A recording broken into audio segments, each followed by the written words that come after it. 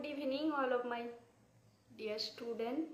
আজকের maximum question আমাদের NTPC থেকে আছে, তাছাড়াও রেলের যে আরও বিভিন্ন এক্সাম হয় বা আরও যে কম্পিটিটিভ এক্সামগুলো হয় সেখান থেকেই আমি ডিসকাস করব। আজকের ফার্স্ট কোশ্চেন, এশিয়ার বৃহত্তম ইন্দিরা গান্ধী মেমোরিয়াল টিউলিপ বাগান কোন শহরে অবস্থিত?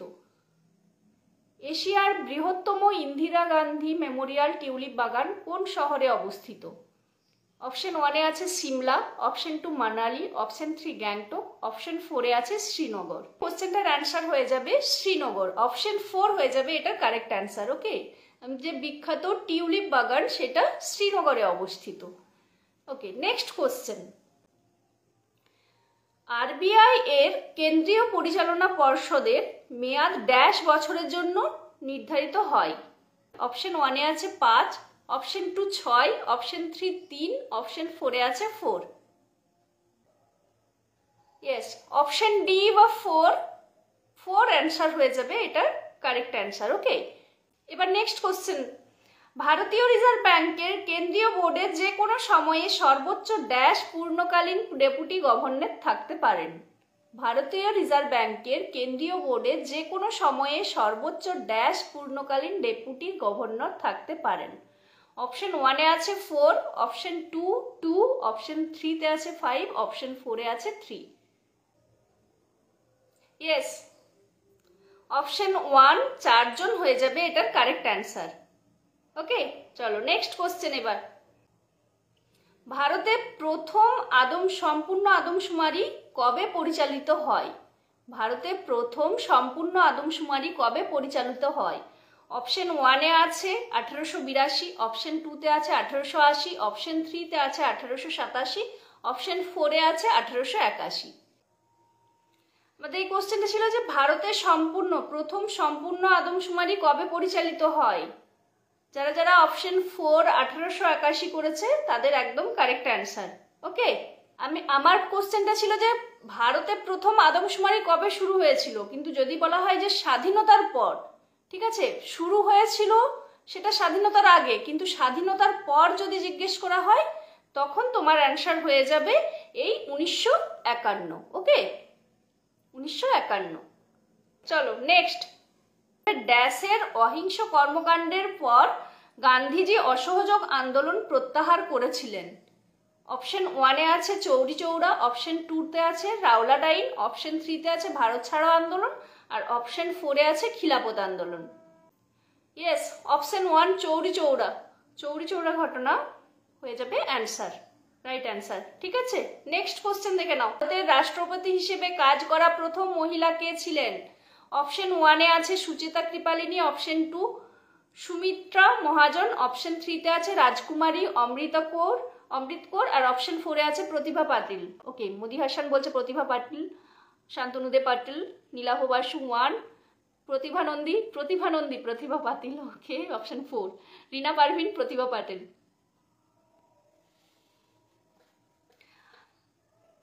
পার্থ চক্রবর্তী ডি, সাদিকুল ইসলাম, প্রতিভা প্যাটেল। ওকে, আর কারোর জানা আছে? গোপাল ঘোষ, প্রতিভা পাটিল। ভেরি গুড, খুব ইজি কোশ্চেন ছিল এটা, তাই না?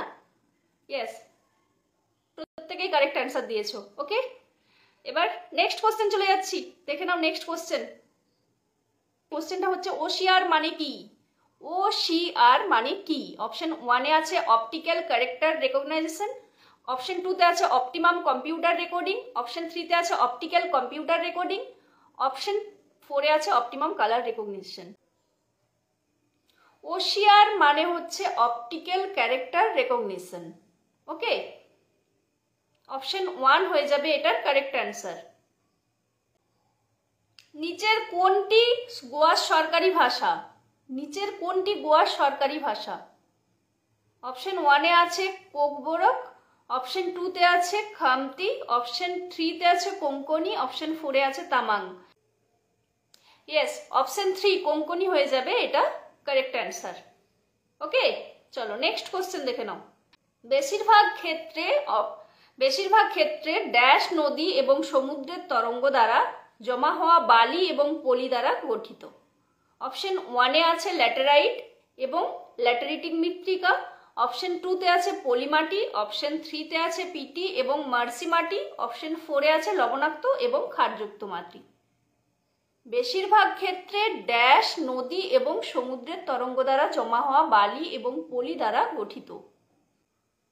কোশ্চেনটা ছিল আমার বেশিরভাগ ক্ষেত্রে ড্যাশ নদী এবং সমুদ্রের তরঙ্গ দ্বারা জমা হওয়া বালি এবং পলি দ্বারা গঠিত। অপশন 1-এ আছে ল্যাটেরাইট এবং ল্যাটেরিটিক মৃত্তিকা, অপশন 2-তে আছে পলিমাটি, অপশন 3-তে আছে পিটি এবং মার্সি মাটি, অপশন 4-এ আছে লবণাক্ত এবং ক্ষারযুক্ত মাটি। দেখো এই কোশ্চেনটার অ্যান্সার কিন্তু আমি যতদূর জানি অপশন 2 পলিমাটি, ঠিক আছে। তো তোমাদের অনেকেই বলছো অপশন 4, পারলে তোমরা একটু দেখে নিও, ঠিক আছে।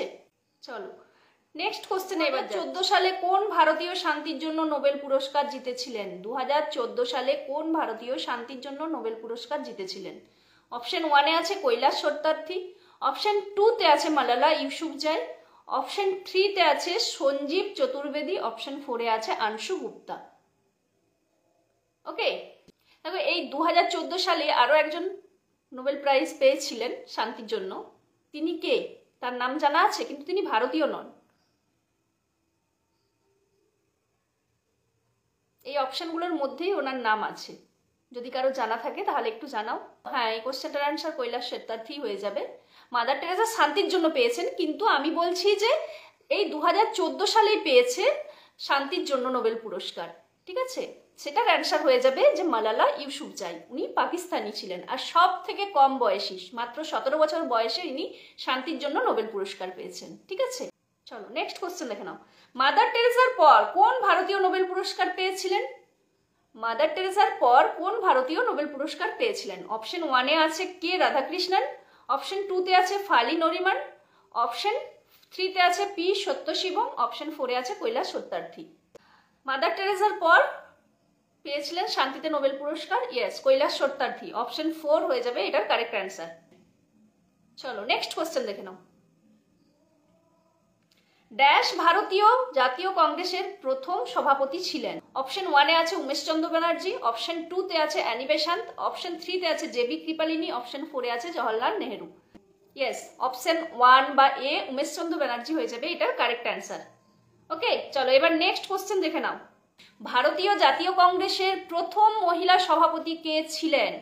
অপশন 1-এ আছে অ্যানি বেসান্ত, অপশন 2-তে আছে বিজয়লক্ষ্মী পণ্ডিত, অপশন 3-তে আছে সরোজিনী নাইডু, অপশন 4-এ আছে অরুণা আশোপালি। অপশন 1 বা এ অ্যানি বেসান্ত হয়ে যাবে এটার কারেক্ট অ্যান্সার।